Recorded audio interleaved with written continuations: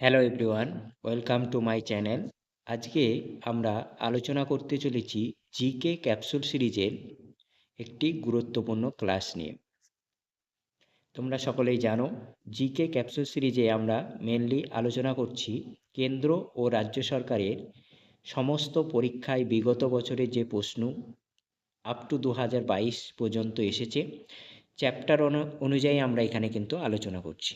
তো আজকের বিষয় হচ্ছে ইতিহাস, এবং ইতিহাসের যে বিষয়টা নিয়ে আমরা আলোচনা করব সেটা হচ্ছে প্রতিবাদী ধর্মীয় আন্দোলন। তো চলো শুরু করা যাক আজকের ক্লাসটি শুরু করার আগে আমি বলে দিই, আমার যে ইউটিউব চ্যানেল সেটার নাম হচ্ছে মাইস এডুকেশন অফ নূর স্যার। তোমরা এই বলে সার্চ করলে পেয়ে যাবে, এবং এই সংক্রান্ত যে পিডিএফ ক্লাস সংক্রান্ত সেটি সংগ্রহ করার জন্য আমার যে নম্বরটা দেয়া রয়েছে এখানে তোমরা হোয়াটসঅ্যাপ করতে পারো। চলো শুরু করি ক্লাসটি। 1 নম্বর কোশ্চেন কী রয়েছে দেখো।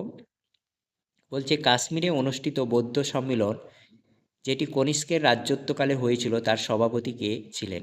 অর্থাৎ কনিষ্কের সময় কাশ্মীরে যে বৌদ্ধ সম্মেলন হয়েছিল তার সভাপতির নাম কী ছিল? দেখো কোশ্চেনটা কতগুলা পরীক্ষায় এসেছে, তো বুঝতেই পারছো কোশ্চেনটা কতটা ইম্পর্টেন্ট পরবর্তী পরীক্ষার জন্য। তো এর সঠিক উত্তর হবে বসুমিত্র। কাশ্মীরে কনিষ্কের সময় যে বৌদ্ধ সম্মেলন হয়েছিল তার সভাপতির নাম ছিল বসুমিত্র। সভাপতি মানে ইংলিশে হচ্ছে প্রেসিডেন্ট। 2 নম্বর কোশ্চেন দেখো কী বলছে। গৌতম বুদ্ধ ধর্ম প্রচারের ভিত্তি কী ছিল? অর্থাৎ গৌতম বুদ্ধ যে ধর্ম প্রচার করতেন সেই ধর্মটার নাম কি? বৌদ্ধ ধর্ম।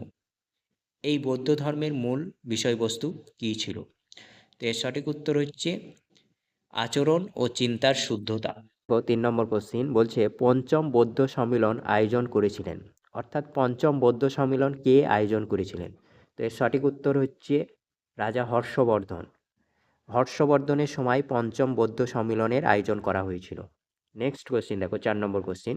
বৌদ্ধ ধর্মে পরিমোক্ষ হলো, অর্থাৎ বৌদ্ধ ধর্ম অনুসারে পরিমোক্ষ কথাটির অর্থ কী?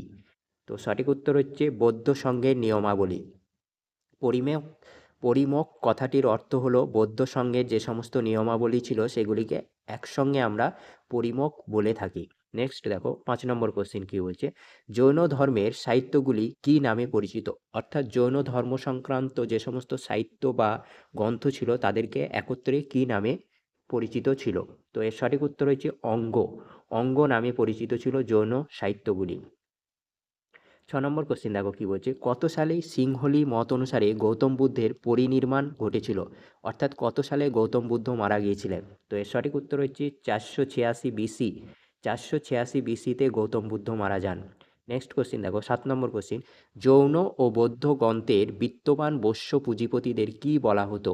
জৈন ও বৌদ্ধ গ্রন্থে বিত্তবান বৈশ্য পুঁজিপতিদের কী বলা হতো? অর্থাৎ যে সমস্ত জৈন এবং বৌদ্ধ গ্রন্থ অনুসারে যে সেই সময় যারা বিত্তবান বা পুঁজিপতি ছিল তাদেরকে কী বলা হতো? তাদেরকে বলা হতো সেট্রি বা সেট। 8 নম্বর কোশ্চেন দেখো কী বলছে। কল্পসূত্র কার লেখা? কল্পসূত্র কার লেখা? কল্পসূত্র একটি বই, এই বইটির লেখক হচ্ছে ভদ্রবাহু। ভদ্রবাহু হচ্ছে কল্পসূত্র বইটির লেখক। 9 নম্বর কোশ্চেন দেখো। কোনটি ত্রিপিটকের অন্তর্ভুক্ত নয়? অর্থাৎ নিচে যে 4টে অপশন রয়েছে সেই 4টে অপশনের মধ্যে কোনটি ত্রিপিটকের অন্তর্ভুক্ত নয়? তাহলে আমাদের প্রথমে এই ধরনের কোশ্চেনগুলি সমাধান করার জন্য ত্রিপিটকের অংশগুলিকে আমাদের জেনে নেওয়া দরকার। তো আমরা জেনে নেব যে ত্রিপিটকের হচ্ছে 3টে অংশ, বিনয় পিটক, সূত্র পিটক আর অভিধর্ম পিটক। এই 3টে বাদে যেটা অপশনে থাকবে সেটাই অ্যান্সার হবে। তো এখানে অপশন অনুসারে অ্যান্সারটি হলো জাতক। জাতক হচ্ছে ত্রিপিটকের অংশ নয়। 10 নম্বর কোশ্চেন দেখো। কোথায় গৌতম বুদ্ধ পুনর্জন্মের কাহিনী বর্ণিত আছে? অর্থাৎ গৌতম বুদ্ধের পুনর্জন্মের কাহিনী আমরা কোন গ্রন্থ থেকে জানতে পারি? তো এর সঠিক উত্তর হচ্ছে জাতক। জাতক গ্রন্থ থেকে আমরা গৌতম বুদ্ধের পূর্ণ নয়, এটা পূর্ব হবে। ঠিক আছে, বানানটা ভুল আছে, পূর্ণ নয়, এটা হবে পূর্ব জন্মের কাহিনী, অর্থাৎ তার জন্মের আগের কাহিনী আমরা জানতে পারি। 11 নম্বর কোশ্চেন কী দেখো বলছে। কোন ভারতীয় রাজা তার শেষ জীবনে জৈন ধর্ম দীক্ষা নেন? কোন ভারতীয় রাজা তার শেষ জীবনে জৈন ধর্মে দীক্ষা নেন? অর্থাৎ ভারতবর্ষের একমাত্র রাজা যিনি তার শেষ জীবনে এসে জৈন ধর্মে দীক্ষা নিয়েছিলেন। তো এর সঠিক উত্তর হচ্ছে চন্দ্রগুপ্ত মৌর্য। চন্দ্রগুপ্ত মৌর্য তার জীবনের শেষ পর্যায়ে এসে জৈন ধর্মে দীক্ষা নেন এবং মৃত্যুবরণ করেন। নম্বর কোশ্চিন দেখো, অশোক তৃতীয় বৌদ্ধ সম্মেলন আয়োজন করেছিলেন কোথায়? অশোক তৃতীয় বৌদ্ধ সম্মেলন আয়োজন করেছিলেন কোথায়? অর্থাৎ তৃতীয় যে বৌদ্ধ সম্মেলন হয়েছিল সেটা কার সময় হয়েছিল? অশোকের সময়। এবং তিনি সেটা কোথায় আয়োজন করেছিলেন? তো এর সঠিক উত্তর হচ্ছে পাটলিপুত্র। পাটলিপুত্রের শহরে অশোকের সময় তৃতীয় বৌদ্ধ সম্মেলন অনুষ্ঠিত হয়েছিল। নেক্সট কোশ্চিন দেখো, 13 নম্বর কোশ্চিন কি বলছে? 13 নম্বর কোশ্চিন বলছে, গৌতম বুদ্ধের সময় বিখ্যাত চিকিৎসক কে ছিলেন? অর্থাৎ গৌতম বুদ্ধের সমসাময়িক বিখ্যাত চিকিৎসক কে ছিলেন? তো এর সঠিক উত্তর হচ্ছে জীবক। জীবক ছিলেন গৌতম বুদ্ধের সময় বা সমসাময়িক বিখ্যাত চিকিৎসক। 14 নম্বর কোশ্চিন দেখো কি রয়েছে, কার রাজত্বকালে বৌদ্ধ ধর্ম নেপালে প্রসারিত হয়েছিল? অর্থাৎ কোন রাজার রাজত্বকালে বৌদ্ধ ধর্ম নেপালে প্রসারিত হয়েছিল? তোমরা মনে রাখবে, শুধুমাত্র নেপালে নয়, এই রাজার সময় গোটা ভারতবর্ষের বিভিন্ন প্রান্তে এবং নেপাল, মায়ানমার এবং শ্রীলঙ্কার মতো দেশেও এই সময় বৌদ্ধ ধর্ম ব্যাপক বিস্তার লাভ করেছিল। তো এর সঠিক উত্তর হচ্ছে সম্রাট অশোক। সম্রাট অশোকের সময় বৌদ্ধ ধর্ম ভারতবর্ষের বিভিন্ন প্রান্তে এবং নেপাল, তারপরে মায়ানমার এবং শ্রীলঙ্কাতেও ব্যাপক বিস্তার লাভ করেছিল। নেক্সট কোশ্চিন দেখো, 15 নম্বর কোশ্চিন, কোন ধর্মে গান্ধা শিল্পের অস্তিত্ব পাওয়া যায়? অর্থাৎ সেই সময় বা প্রাচীন ভারতে গান্ধা শিল্প ছিল একটা গুরুত্বপূর্ণ শিল্প। এই গান্ধা শিল্প সম্পর্কে আমরা কোন ধর্মে জানতে পারি? তো এর সঠিক উত্তর হচ্ছে মহাজন ধর্ম সম্প্রদায়ের মধ্যে আমরা গান্ধা শিল্পের অস্তিত্ব পাই। 16 নম্বর কোশ্চিন দেখো, বুদ্ধ শব্দের অর্থ কী? অর্থাৎ বুদ্ধ কথাটির অর্থ কী? তো এর সঠিক উত্তর হচ্ছে জ্ঞান। জ্ঞান হলো বুদ্ধ শব্দের অর্থ। একজন জ্ঞানদীপ, অর্থাৎ একজন জ্ঞানদীপকে আমরা বুদ্ধ বলতে পারি। গৌতম বুদ্ধ কোথায় দিব্যজ্ঞান লাভ করে? গৌতম বুদ্ধ কোথায় দিব্যজ্ঞান লাভ করে? তো এর সঠিক উত্তর হচ্ছে বোদ্ধগয়া। বোদ্ধগয়াতে গৌতম বুদ্ধ তার দিব্যজ্ঞান লাভ করেছিলেন। নেক্সট কোশ্চিন দেখো, 18 নম্বর কোশ্চিন, বৌদ্ধ ধর্ম অনুসারে সকল দুঃখের কারণ কি? বৌদ্ধ ধর্ম অনুসারে সকল দুঃখের কারণ কি? অর্থাৎ বৌদ্ধ ধর্ম অনুসারে মানুষের যে দুঃখ, তার মেন কারণটা কি?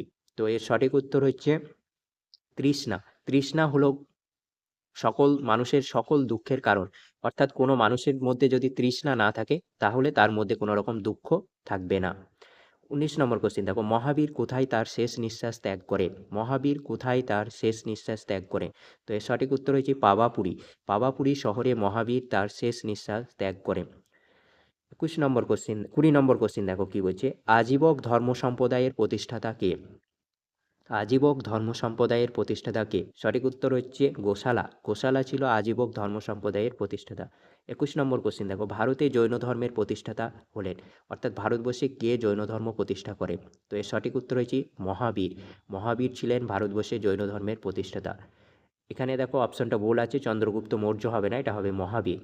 22 নম্বর কোশ্চিন দেখো কি বলছে, অজন্তা গুহাচিত্রে কোন ধর্মের স্বর্ণযুগকে নিদর্শন করে? অর্থাৎ অজন্তা গুহাচিত্রের মধ্যে আমরা কোন ধর্ম সম্পর্কে জানতে পারি? তো এর সঠিক উত্তর হচ্ছে বৌদ্ধ ধর্ম। 23 নম্বর কোশ্চিন দেখো কি বলছে, বুদ্ধদেবের প্রথম ধর্মপ্রচারকে কি বলা হতো? অর্থাৎ গৌতম বুদ্ধ প্রথম যে ধর্মপ্রচার করেছিলেন সেটা কি নামে পরিচিত? তো সেটা ধর্মচক্র প্রবর্তন নামে পরিচিত। নেক্সট দেখো 24 নম্বর কোশ্চেন, কোন মঠটি বৌদ্ধ ধর্মের সাথে সম্পর্কযুক্ত ছিল? তো নিচে 4টে মঠ দেওয়া রয়েছে, কোনটি বৌদ্ধ ধর্মের সঙ্গে সম্পর্কযুক্ত ছিল? তো এখানে সঠিক উত্তর হবে চৈত্র। চৈত্র মঠটি হচ্ছে বৌদ্ধ ধর্মের একটি মঠ। 25 নম্বর কোশ্চেন দেখো, গৌতম বুদ্ধের গুরু কে ছিলেন? গৌতম বুদ্ধের গুরু বা প্রথম শিক্ষক কে ছিলেন? তো এর সঠিক উত্তর হচ্ছে আলারাকাম। আলারাকাম ছিলেন গৌতম বুদ্ধের প্রথম শিক্ষক বা গুরু। 26 নম্বর কোশ্চেন দেখো, মহাবীর প্রথম শিষ্য কে ছিলেন? মহাবীরের প্রথম শিষ্য কে ছিলেন?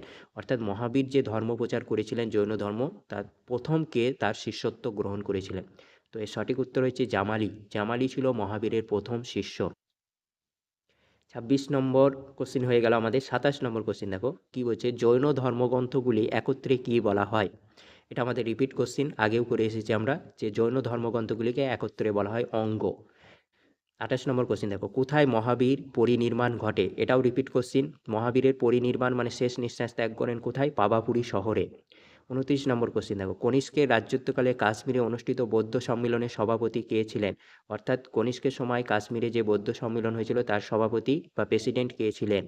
এটাও আমাদের রিপিট কোশ্চিন। এটার সঠিক অ্যান্সার হচ্ছে বসুমিত্র। 30 নম্বর কোশ্চিন দেখো, ত্রিপিটক কোন ভাষায় লিখিত? ত্রিপিটক হচ্ছে মানে বৌদ্ধদের একটা গুরুত্বপূর্ণ বই। এই ত্রিপিটক বইটি লেখা হয় কোন ভাষায়? তো এর সঠিক উত্তর হচ্ছে পালি ভাষায় লেখা। তো এই ছিল আজকের ক্লাসটি যদি তোমাদের ভালো লাগে অবশ্যই চ্যানেলটি লাইক শেয়ার এবং সাবস্ক্রাইব করে দিয়ে পাশে থেকো। Thank you for watching this video.